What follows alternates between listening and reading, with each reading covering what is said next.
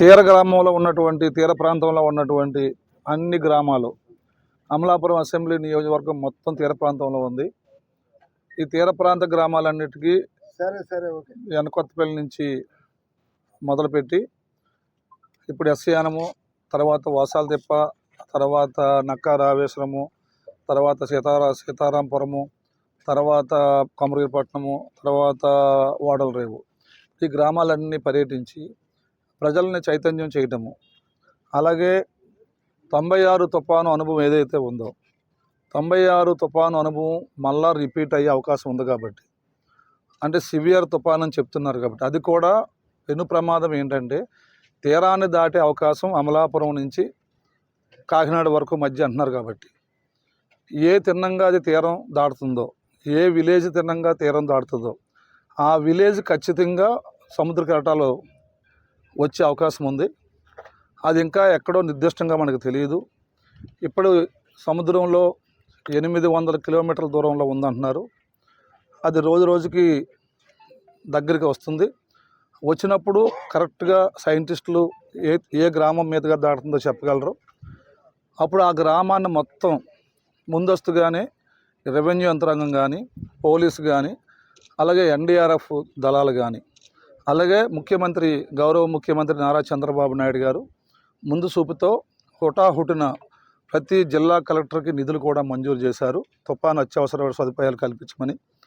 అలానే మరి రేపు మార్నింగ్ నుంచి కానీ ఈవినింగ్ నుంచి కానీ భోజనం పెట్టడం కానీ, బియ్యం ఇవ్వటం కానీ, ఊరి గుడిసెల్లో బలమైన లేని ఇళ్లలో ఉండే వాళ్ళందరినీ మెరుగైనటువంటి ప్రదేశాలకు తరలించడంలో కానీ, ఈ పెనుగాలులకి 100 నుంచి ప్రస్తుతానికి 100 అని చెప్తున్నారు.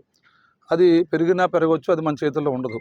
కాబట్టి ఎంత గాలులు వచ్చినా, ఎన్ని చెట్లు పడిపోయినా, ఎన్ని కరెంటు స్తంభాలు కూలిపోయినా, కరెంటు స్తంభాలు వెంటనే చేయడానికి, కూలిపోయిన చెట్లన్నీ కూడా క్లియర్ చేయడానికి మొత్తం పోలీస్ యంత్రాంగాన్ని, ఎన్డీఆర్ఎఫ్ని అందరినీ సిద్ధం చేశారు. అలాగే పార్టీ నుంచి శాసనసభ్యుడిగా నేను కూడా గ్రామాల తిరిగి చెప్పేది ఏంటంటే, ఒక్కరు కూడా ఈ తుఫాను వల్ల ఇబ్బంది పడకూడదు.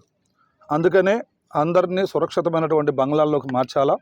గవర్నమెంట్ బంగ్లాలన్నీ సరిపోయే స్థాయిలో ఉండవు కాబట్టి ప్రైవేటు బంగ్లాలు కూడా వాలంటీర్లుగా మరి ఎవరైతే ఈ యొక్క సరైనటువంటి గృహాలు ఉండవో వారిని కూడా ఆదుకునే మాదిరిగా ఇప్పుడే మరి 3 గవర్నమెంట్లు, అది మన revenue department and Panchayati Raj department, అలాగే పోలీస్ డిపార్ట్మెంట్, ముగ్గురు కూడా సమన్వయం చేసుకుని అందరికీ అవకాశం కల్పించేలాగా చేయటము.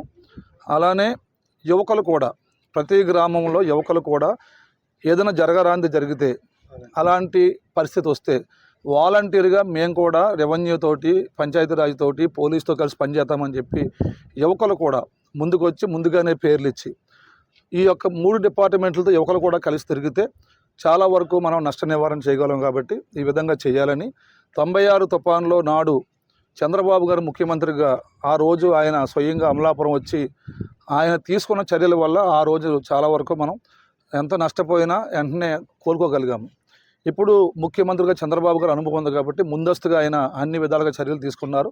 కాబట్టి ముఖ్యమంత్రి గారు కోరిన విధంగా నేను కానీ, ఎమ్మెల్యేగా నేను కానీ, అన్ని డిపార్ట్మెంట్ల అధికారులు కానీ, మిగిలిన యంత్రాంగం కానీ, ప్రజలు ఎవరికి ఇబ్బంది లేకుండా ఈ తుఫాను వల్ల చూసే బాధ్యత మన మీద ఉంది. కాబట్టి అందరూ ఆ విధంగా చేయాలని కోరుకుంటూ నేను తీర గ్రామాలన్నీ తిరిగి అందరికీ ఈ విషయం చెప్పడానికి ఇప్పుడు వెళ్తున్నాను. కాబట్టి మీడియాను కూడా కోరుతున్నాను, ఎప్పటికప్పుడు ఈ యొక్క తీవ్రమైనటువంటి తుఫాను యొక్క మార్పులు, దాని యొక్క గమనాలు, ఇవన్నీ మీరు ఎప్పటికప్పుడు ప్రజలకు అందిస్తూ మీరు కూడా ప్రజలను అలర్ట్ చేయాలని మీడియా వారిని, ఉద్యోగస్తులను అందరినీ కోరుకుంటూ మరి ప్రజలందరికీ చెప్తున్నాను, గ్రామంలో పెద్దలకు చెప్తున్నాను. తీర గ్రామాలు ఇవి అంటే ఉప్పెనంటూ వస్తే తీవ్రంగా నష్టపోయే గ్రామాలు కాబట్టి ముందస్తుగానే ప్రజలందరూ, నాయకులందరూ, పెద్దలందరూ కూడా విపత్తును ఎదుర్కోవడానికి సిద్ధంగా ఉండి అందరినీ కాపాడుకోవడానికి సిద్ధంగా ఉండాలని కూడా గ్రామస్తులను కోరుకుంటూ సెలవు తీసుకుంటున్నాను.